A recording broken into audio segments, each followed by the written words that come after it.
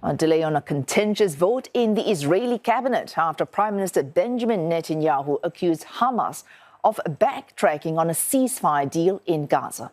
The Israeli leader accusing Hamas of reneging on parts of the agreement to extort concessions, creating what he called a last-minute crisis, but the group hitting back, maintaining its commitment to the truce announced by mediators overnight.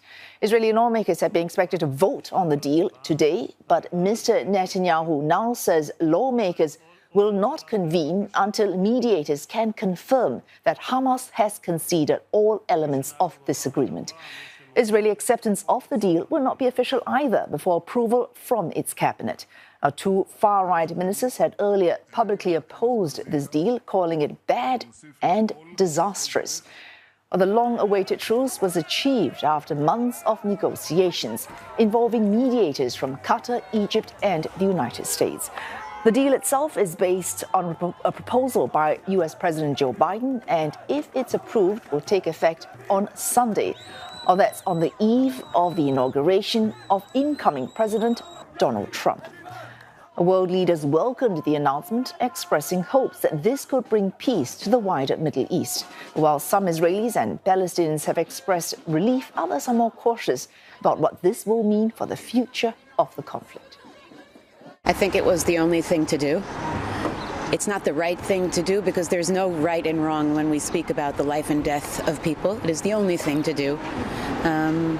This was not a choice, the situation that we found ourselves in. But this has to be the only choice that we take in order to continue surviving as a state and as a nation, knowing that we will do anything to save each other. نأمل أن تكون الفترة المتبقية والساعات المتبقية هذه حتى دخول الهدنة حيز التنفيذ. نأمل من الله أن تكون ساعات لا نفقد فيها أعزاء ولا نفجع في عزيز علينا من جديد ولا نصاب بأذى جراء هذه الحرب المجنونة. الآن أنا أتحدث إليك وأنت تسمع إطلاق النار من كل الجهات.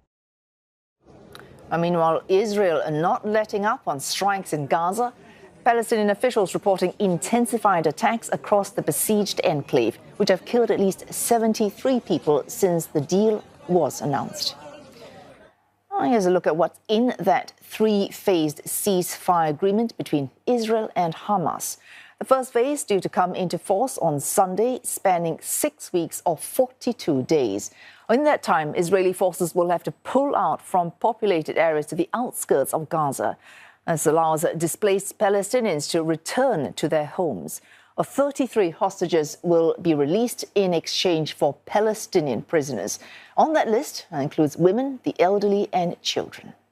Humanitarian aid will also flow in, with up to 600 trucks entering Gaza on a daily basis, including 50 carrying much-needed fuel. Talks on subsequent stages will start on the 16th day of this truce. Negotiators are hoping to push for an end to the war in the second phase. This means a complete withdrawal of Israeli troops before another exchange of hostages and prisoners. Hamas, meanwhile, is expected to release all remaining captives in this phase. The final phase is set to see the return of hostages who have died. Reports say about a third of the 98 hostages believed to still be in the enclave are presumed to be dead. Gaza reconstruction is also expected to begin in this stage. Mediators, world leaders and experts have warned that the success of the deal hinges on unwavering commitment from both Israel and Hamas.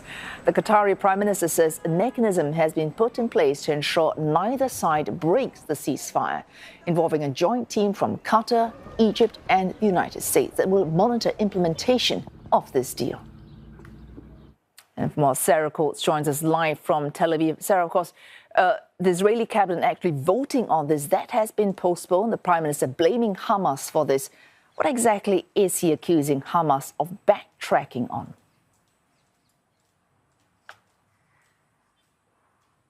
Hello there, Wei Su. Well, according to a statement from the Prime Minister's office, Hamas is demanding that it determine the identity of these Palestinian prisoners set to be released. The statement went on to say that Benjamin Netanyahu has instructed his team to reject this demand. So certainly very, very concerning, given that this ceasefire has already been announced. That cabinet meeting was supposed to happen already a matter of hours ago, and we can confirm that it will not happen until this is ironed out. Still no word on when this can be resolved. But once again, this cabinet meeting has been postponed. Now, if it isn't held today, what this could mean is that this ceasefire, which was supposed to come into effect as early as Sunday, could actually be pushed back, meaning that this vote would happen and then a new date would be set. So certainly this is an extremely stressful time for the family members of these hostages that were expected to be released on Sunday, and also, of course, for the Palestinians in Gaza who so desperately need reprieve from this 15-month-long war that's killed more than 46,000 people. Wei Su. Well, Sarah, that reprieve would have included aid. This deal would have included allowing 600 truckloads of aid into Gaza every day. Now, should that have happened, how would distribution have taken place?